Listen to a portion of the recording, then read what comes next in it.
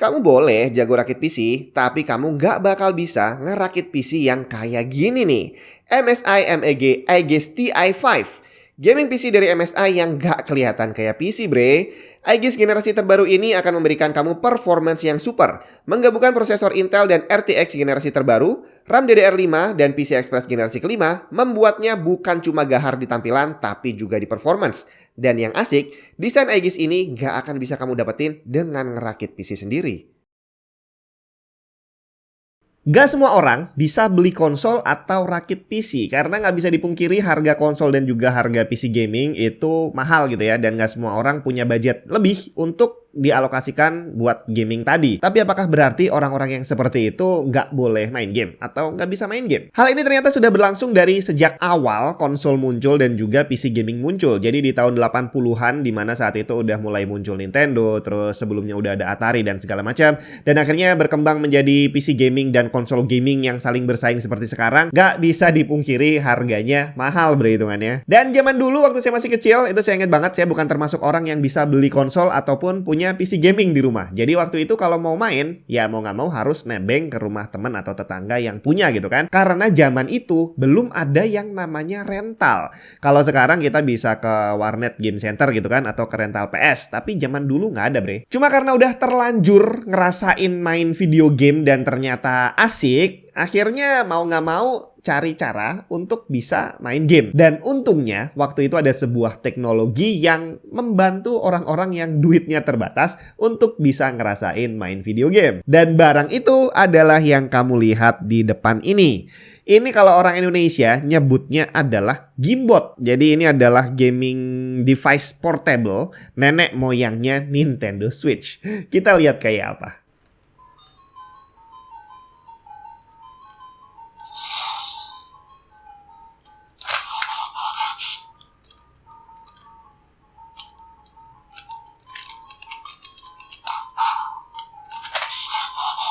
Yang menarik dari Gimbot ini adalah skema penamaannya. Jadi ceritanya zaman dulu produsen sesuatu itu nggak terlalu banyak jumlahnya, nggak seperti sekarang. Jadi kalau ada satu brand gitu ya membuat produk baru dan akhirnya dia terkenal, namanya akan dijadikan sebutan untuk produk lain nantinya yang sejenis. Contohnya kalau kita beli pasta gigi sekarang kita selalu bilang belinya odol. Padahal itu bukan nama barangnya yang odol. Odol itu adalah brand. Jadi di zaman penjajahan Belanda dulu, itu dari tahun 1900-an ya. Jadi di awal peralihan 800 ke 900, itu di Eropa ada satu brand mouthwash yang sangat terkenal bernama Odol, yang nantinya berkembang menjadi pasta gigi, dan akhirnya saat Belanda datang ke Indonesia, menjajah Indonesia, Odol tadi dibawa ke sini. Dan akhirnya sampai hari ini orang-orang masih menyebut pasta gigi dengan nama Odol. Walaupun sebenarnya brand Odol sendiri sudah nggak diproduksi di Indonesia dari sejak puluhan tahun yang lalu, tapi nyatanya sampai sekarang masih tetap disebut sebagai penyebutan nama pasta gigi apapun mereknya. Termasuk pernah terjadi di tahun 90-an namanya pompa air itu selalu disebut dengan nama Sanyo, walaupun waktu itu hanya brandnya Sanyo. Jadi kalau ada produk lain, merek lain pompa air itu ya, itu tetap dipanggilnya Sanyo. Termasuk waktu itu sempat sepeda motor itu mau apapun mereknya disebutnya ya Honda. Termasuk ini nih, semua ini disebut Gimbot. Jadi Gimbot itu sebenarnya adalah singkatan dari Game Watch. Yang ternyata Game Watch ini juga adalah singkatan dari Game & Watch. Di mana Game & Watch ini adalah sebuah handheld gaming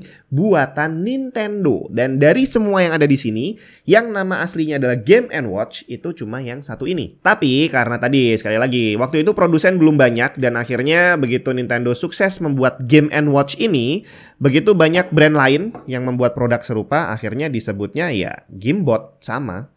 Ini kok nggak bisa berdiri? Nah, bisa. Ini nih, Game Watch yang asli. Game & Watch ini udah jelas brand dari Jepang karena dia punya Nintendo. Dan nama aslinya adalah Game & Watchi yang disingkat GNW. Tapi waktu itu di Jerman Barat dan Austria, dia disebut dengan nama Tricotronic. Dia adalah sebuah handheld electronic games yang diproduksi, dirilis, dan dijual oleh Nintendo dari tahun 1980 sampai 1991. Device ini didesain oleh Gunpei Yokoi, head dari Nintendo R&D Division yang kerjaannya dari tahun 70-an adalah mendesain mainan dan game. Waktu itu Pak Yokoi sedang naik Shinkansen dan dia melihat ada seorang laki-laki yang lagi mainan pakai kalkulatornya dalam perjalanan. Dari sini dia langsung dapat ide untuk membuat handheld game yang bisa dipakai untuk killing time selama perjalanan. Ide ini kemudian diajukan ke Presiden Nintendo saat itu, Hiroshi Yamauchi, pada sebuah meeting yang juga dihadiri oleh CEO Sharp Corporation, dan gak lama kemudian produksi Game & Watch dimulai. Tapi jangan dibayangin bahwa ini seperti Nintendo Switch yang gamenya ada banyak. Enggak bre, jadi satu barang ini masing-masing ini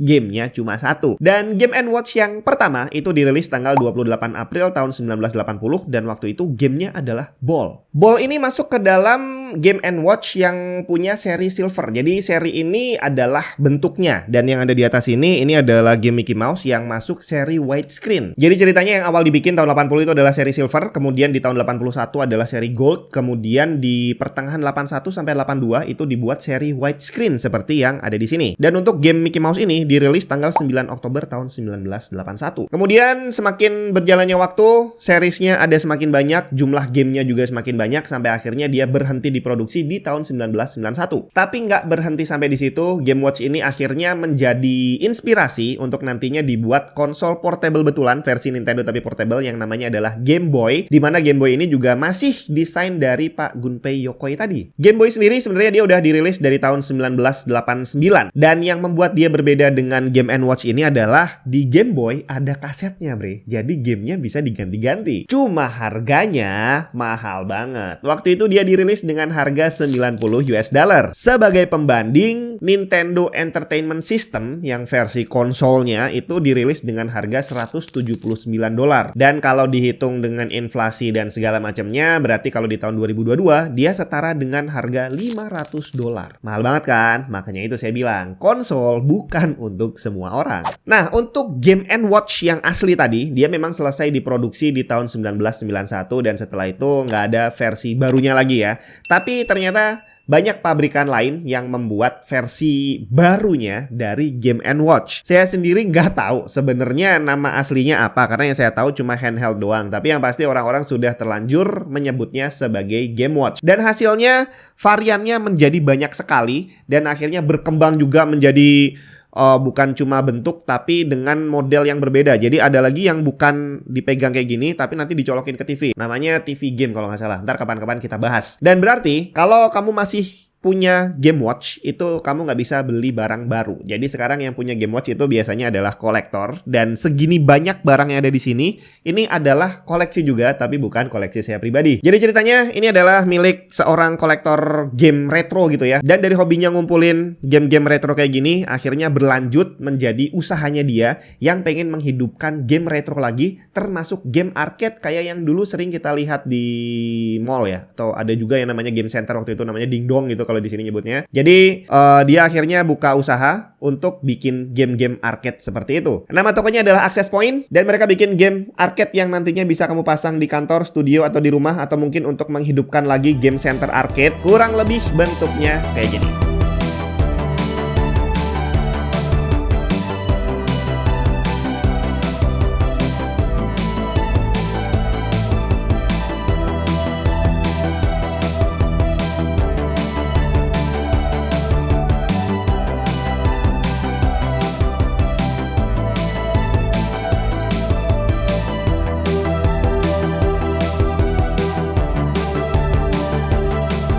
Dan kamu bisa cek langsung link Tokopedia Access Point ada di bawah. Nanti kamu lihat di sana jualnya barang-barang apa aja dan bisa pesan barang yang seperti apa gitu ya. Nah, sekarang kita kembali ke Gamebot-nya lagi. Jadi kalau tadi dibilang harga konsolnya itu mahal, terus habis itu yang konsol portable-nya juga nggak kalah mahal. Berarti Gamebot ini adalah versi yang lebih murahnya yang bisa dijangkau oleh hampir semua orang. Tapi ternyata zaman saya sekolah dulu, nggak semua orang juga bisa beli Gamebot. Atau mungkin nggak diizinkan beli Gamebot karena dianggap nggak penting gitu ya sama orang tuanya. Dan akhirnya muncullah cikal bakal rental PC dan juga warnet. Tapi waktu itu namanya adalah persewaan Gamebot yang biasanya nongkrong nih abang-abangnya di depan sekolahan dan bakal rame pas jam pulang sekolah. Jadi zaman dulu saya termasuk salah satu yang sebelum pulang sekolah mampir dulu di abangnya gitu ya. Milih, dan yang paling banyak dipilih orang waktu itu adalah game ini, Western Bar. Ini dulu disebut dengan nama game Cowboy Cengeng. Dan dari semua ini nggak ada story sih. Jadi cuma main gambar bergerak bergerak gitu ya, ada suaranya. Dan waktu itu kayaknya seneng banget gitu main beginian. Dan nyewanya bukan jam-jaman kayak sekarang. Jadi kalau nggak salah hitungannya menit kali ya. Atau dihitung sampai mati terus udah selesai. Nggak tahu deh, saya lupa deh. Tapi yang pasti ini semua membuat saya bernostalgia kembali. Dan beruntunglah kamu yang zaman dulu nggak sempet bisa beli konsol atau beli PC gaming. Karena berarti kamu merasakan nikmatnya ngantri di depan sekolahan untuk mainin salah satu dari gamebot ini.